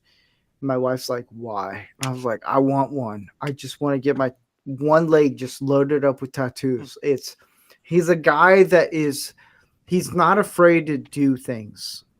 Like there's been some photos of him on Instagram where he's wearing really short shorts and with an AR-15 or with his M16 or M14 or something. I was like, dude, that's hilarious. I dig it. And there's a phone going off right now. Mike, we just told you, keep your phone silent. On that note, hopefully we can get to someone who everyone knows. Alexander Graham Bell. Justin Trudeau. No, I'm just kidding. My great grandfather worked with Alexander Graham Bell. Alec Baldwin. They set up the post. Alec Baldwin, duck and cover. Hold up. Andy said Alec Baldwin. Everyone duck and cover right now. Oh shit. No, it's John Goodman. Oh, jeez. Huh. Tom, Really? what's up? Well, amazing actor. We'll go into the acting part as we bring up too. I mean, and many other things he's done, any role he's ever done. Oh gosh, I can go on. But he seems like another gentleman that I mentioned before, like the other ones you bring up, humble. He doesn't seem cocky or like, full of himself per se. He's taken care of himself over the last many years. He's lost a lot of weight in the last few years too, because he had weight issues. So's Roseanne. Yeah. Yeah. Well, no, exactly. Such a great actor. Whatever. She's a hot mama. And I've always respected his views. He doesn't really. He's not outspoken per se. He doesn't try to throw his political stuff in there too much, and he does his job as an actor, and he does amazing roles. Like I said, you look at all the films he's been in, television, everything, and like I said, he's taking care of himself, and he's also very humble that I found, and just a fan of his work. Yeah, Mike. John Goodman. Yeah, I mean, yeah, we've all seen him in Roseanne, and oh God, a lot of other films, Sully from Monsters Inc. and just basically numerous other shows and movies and stuff like that. He plays really good on the show, and I think especially when it comes to emotion, like really deep emotion, he can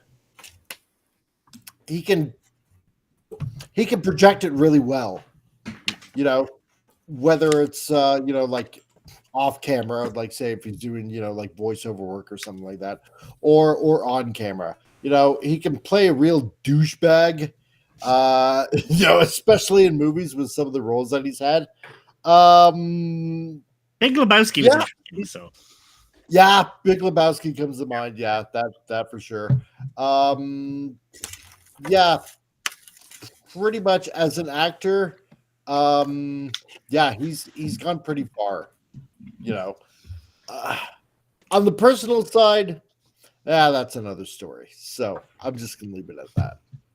So, well, I'll say that I will give him props for his public advocacy for alcoholism and overcoming that, and trading it out for physical exercise.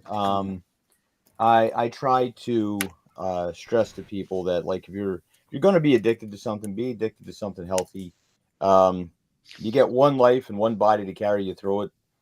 Try and take care of it. I don't know anybody with chronic problems that they don't wish that they did something a little bit different.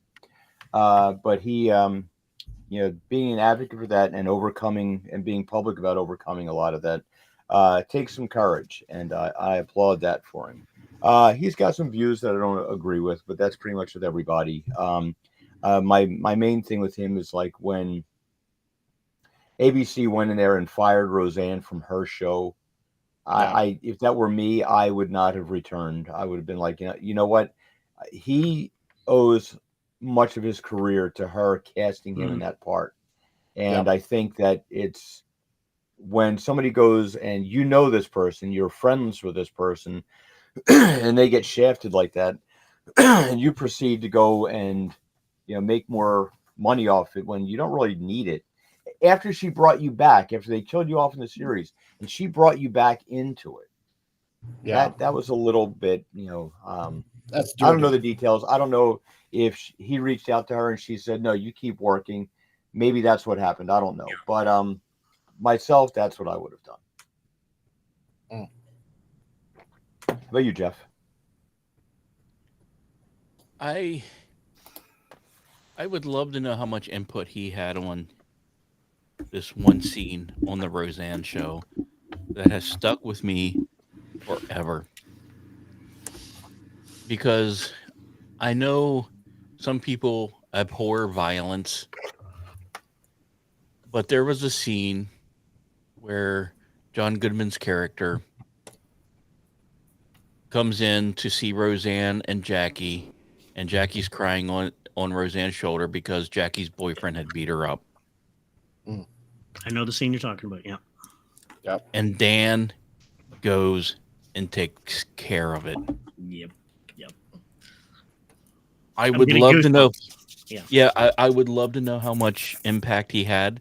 I don't know if if he had any say in it or if it was something Roseanne had experienced, but I'm going to apply it to Goodman because he acted it in such a way that it felt natural.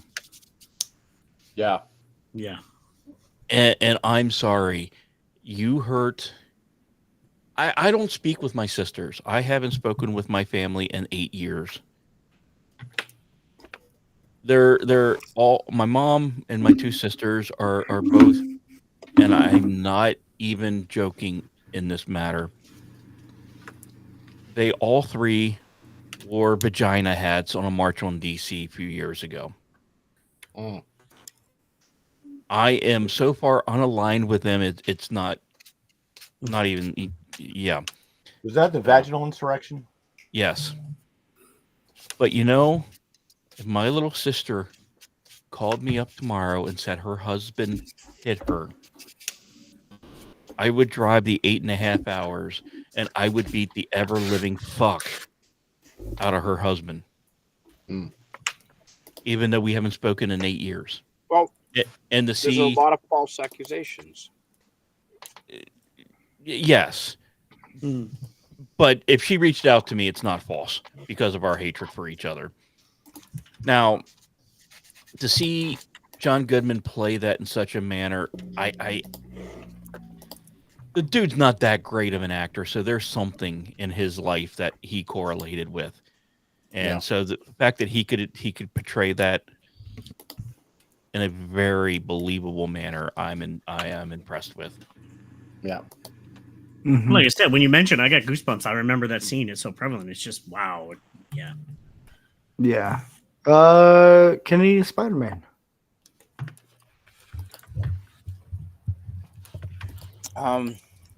Yeah, I'm not sure what he has said recently politically. So I can only go by what I've seen on screen of him, and I've the movie Babe sticks in mind. He played basically an alcoholic who with an incredible pressure on him, and he's not the greatest actor, but he somehow every role he takes is able to come across as the everyman. He would be on the list if you were to pick a list of actors that portrayed the average American dude. John Goodman would be pretty hard. The average Joe would be pretty high up on that list. Yeah, absolutely. Yeah. And he's not a lead actor kind of guy. He's not, but you don't have to be. I guess that's the thing. You don't have to be the number one guy around to make a contribution and to really have your impact felt. And I think that's John Goodman. He definitely has an impact that is felt in roles that he takes on. And you don't have to. I guess that's you don't have to be the lead actor to have an impact, and that's John Goodman. Yeah. That's a lesson we can all take. Is there anyone I missed? Yourself, Tom? Oh, no, just yourself. I think now. Just me? Well, hello. I'm gonna take 30 hours right now. No, I'm just kidding. The thing about John Goodman is, he's a dad that you want. Like Jeff hit it on the nail on that one. It's if I have a family member I have some family members who are multiple states away. If something happens, I'm gonna be there.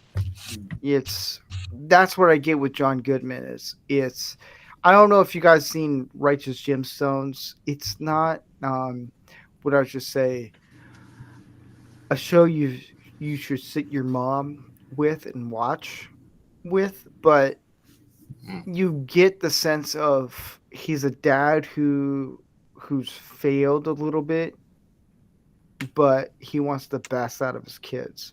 You get that with him. He's very conservative. I know that for sure. And his values in interviews, he doesn't do much interviews, but when he does, it's very much like this and this and this. And I just love that about him. He's a guy who is very honest, he's the type of guy, if you ask him a question, he's going to tell you straight up this and this and this. And I like that about him. Yeah, that's the end of that tip of the hat. You guys see, that's the problem about going last is, you guys hit all of them. I was like, man, this sucks. I got nothing to do. But you should go first occasionally. I should just go first and have everyone else sit and just listen, and then we just I'll have you guys on next week for 2 hours. I'll just talk, and then you guys will be like, "What the fuck am I doing here?" Such wisdom. On that, on that note, I want to thank everyone. This is a great topic, and even for me, even every episode, I learned something new from you guys, and it helps me become a better man. See, that's the thing. A man can learn a lot from other people. And next week, for the 69th episode, we were going to do a whole let's make fun of OnlyFans and Simps. But I felt like since we're on such a good path with this, we're going to do selfishness next week. And how guys shouldn't be selfish. And I think that's a key thing. And eventually, hopefully after that, we'll get into actual life skills we'll bring back some old episodes of like camping, guns, some popular things. But I think these are some topics that need to be talked about, and they don't get talked about because, let's be honest, a lot of guys don't really talk about this stuff, and we're very vulnerable on this show. We talk about what we deal with, and I think that's good. I think that's the interesting thing about the show is like it actually shows. Some people think like, oh, you're sexist, misogynist. Like, have you watched the show? Like, we talk a lot of things that like we deal with. Those words so next week we're going to talk about selfishness, which should be, some people who watch the show, they have their own YouTube channels and all this stuff. Like, they can learn some things. It's a good thing. Wow, I just felt like Martha Stewart without cooking. Hey, I think I did a poll on YouTube, and 20% said for the Lego build this weekend. 20% people said no. They're haters. 80% said yes, and only 5 people voted. On that note, I will be doing a Lego build this weekend. I don't know if it's Friday night, maybe Saturday. And Disney Sheepherder sent me a Lego set for me to build. And I told him, you don't have to do that. He's like, shut up, I'm going to do it. So he sent me a Lego set. It's a pretty cool one. I like it. So we're going to do it's pop culture related. I'm not going to tell anyone who's going to do it. It's a new Lego set. So that's going to be either probably Saturday I'm going to shoot for it. If you want any updates on the shows that I do, you can go on Not Rancor Steve on Twitter, and you can find out updates for Man-O-Rama or the Lego build. I'll have those posted up soon, especially for this weekend for Lego build. On that note, I want to thank everyone who's a part of this. Jeff, who had internet problems right at the end, and Canadian Spider-Man, Mike, Andy, Tom, you guys are awesome. There is, if you want to go and do the vote for who's the manliest, Arnold Schwarzenegger or Stallone, it's at not Rancor Steve. You'll be up there for 3 days, and you can vote. Those are fun. I like it. We should do that more often. Yeah. Who's the most womanly? Sean Connery or I don't know. I'm just making up jokes right now. Or Dylan Mulvaney. Yeah. On that note, I want to thank everyone on YouTube, Rumble, Twitter, or X. I'll see you guys maybe this weekend or next week.